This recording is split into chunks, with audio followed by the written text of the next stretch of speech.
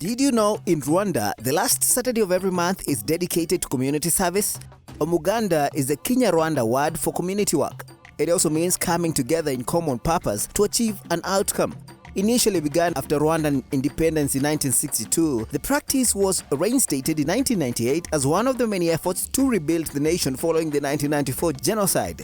It takes place on the last Saturday of each month and lasts typically 3 hours. The program was most recently re-established in 2009 and has resulted in notable improvement in the cleanliness of Rwanda.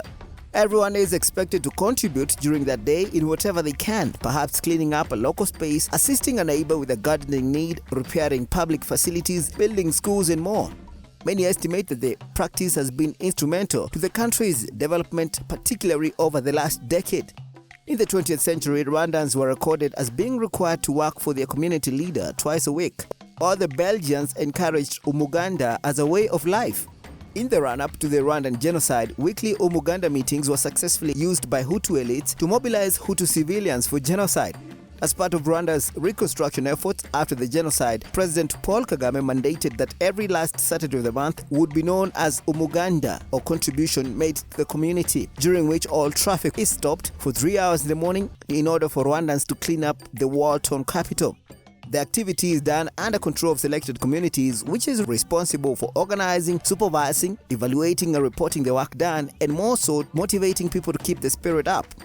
At present, 80% of Rwandans take part in the monthly community work and successful projects including building of schools, medical centers and hydroelectric plants, as well as rehabilitating wetlands and creating highly productive agricultural plots. Umuganda's contribution to the country's development since 2007 has been estimated at more than $60 million. However, despite its drastic achievements, Umuganda is facing the challenge of poor planning. This is in some areas of the country and has led to unrealistic targets and projects that are difficult to achieve without additional financing. Mostly low participation by the local people in some communities of the country is a big challenge. Some people still look at this community work as wastage of time and take it to be forced labor, hence limiting the work that would have been done if they had all participated with one heart.